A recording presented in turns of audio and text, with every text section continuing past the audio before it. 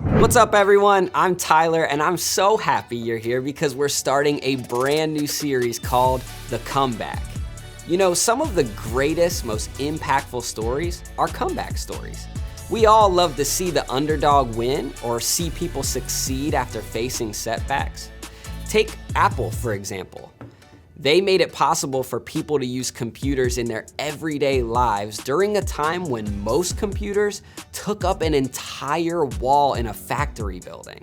So things were going great with Apple's inventions until they tried to make computers even more portable. But their first try at doing this was a complete L. Wah, wah. The computers were awful.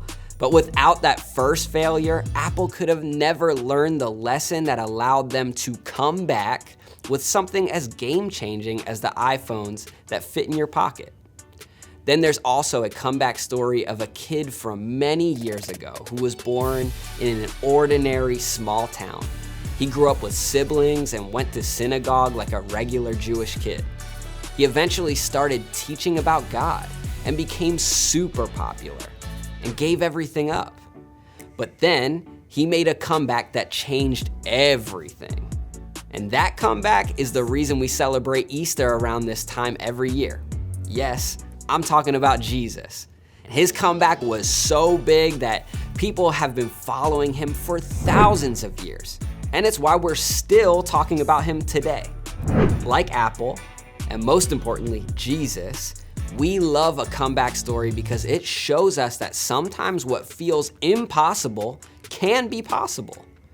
But more than that, maybe we love a good comeback story because we all experience times when we feel like we need a comeback. Maybe that's where you're at right now. Maybe you're in the middle of a situation that's difficult and you feel like you need a miracle for things to get better. Whatever the case may be, at some point, we all reach a point in life when we hope for our own comeback. And that feeling is nothing new. This happened to a family many years ago that we can read about in the Bible today. When we step into their story, we find them experiencing a difficult tragedy. See, Jesus was friends with a family he loved, two sisters, Mary, Martha, and their brother Lazarus. While Jesus was traveling and teaching people in a different area, he got word that Lazarus was extremely sick. I'm talking like SpongeBob with the suds sick. Things were not looking good. But Jesus ultimately knew how things would end. And he knew that through what was about to happen, people would get to see his power and discover who he really was. So instead of rushing to his friend's side, Jesus chilled out where he was for a couple of days before traveling to go see Lazarus. By the time Jesus finally began traveling to his friend's home, Lazarus had already died. In fact, he had passed away 4 days earlier, and his two sisters, Mary and Martha, were grieving with their community. When they heard that Jesus was finally arriving, one of the sisters stayed at the house, while the other sister, Martha, met him outside to talk. Let's read what Martha said in John chapter 11, verses 20 and 21. So if you have your Bible or a phone, read along with me. When Martha got word that Jesus was coming, she went to meet him, but Mary stayed in the house. Martha said to Jesus, "Lord, if only you had been here, my brother would not have died."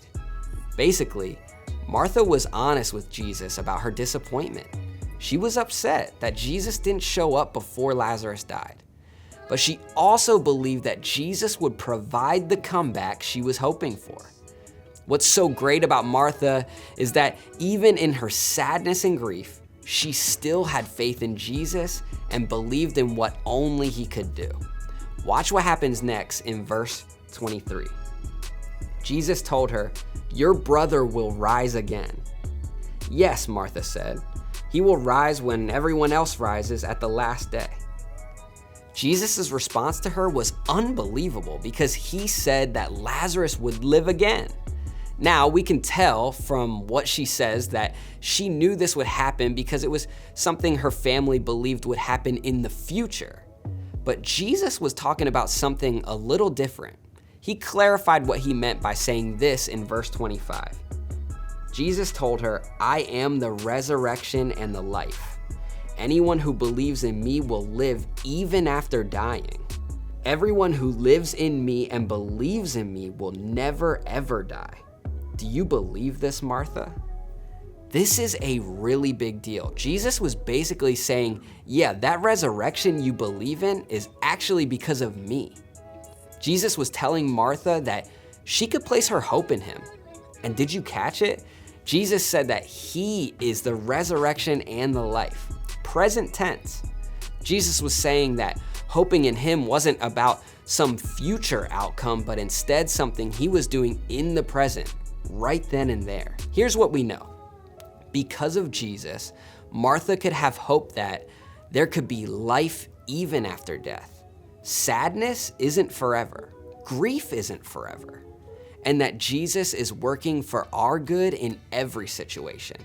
And don't miss this, that wasn't just true for Martha, it's true for us too. Jesus is the person who gives us hope. But hang on, this isn't the end of the story.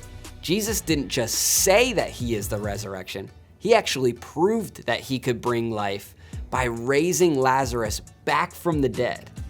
The guy had been dead for 4 days, but he came back to life? Talk about a comeback. Through this miracle, Jesus showed Martha that her hope could be placed in him. Jesus proved that even when things felt hopeless, she could trust him for a comeback. The good news is, you can too. Now, it doesn't mean that someone will come back to life or that a situation will change.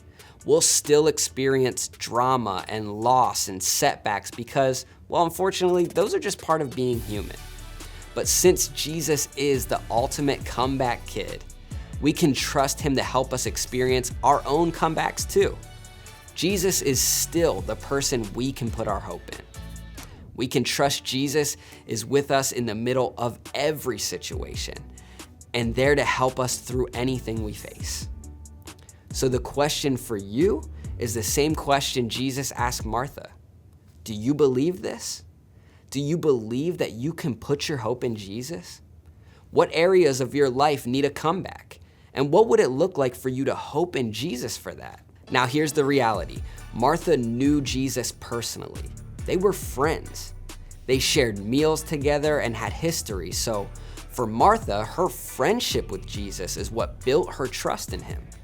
More than likely, she had probably seen him do miracles before, so she trusted him to do them again. For us, sometimes it can be a little bit more difficult to trust Jesus. He isn't physically in the room with us, and it takes time for us to build a relationship with him. That's part of why small groups are so important. In our groups, we can remind each other of ways we've seen Jesus working in our own lives. And we can remind each other why we can have our hope in Jesus. And in the next couple of weeks, we'll keep on exploring why we can trust Jesus, the ultimate comeback kid. For now, when you head to small groups, think about your answer to this question. Where in your life could you use a little bit of hope right now? Collide, I love you so much. Have a great week. Peace.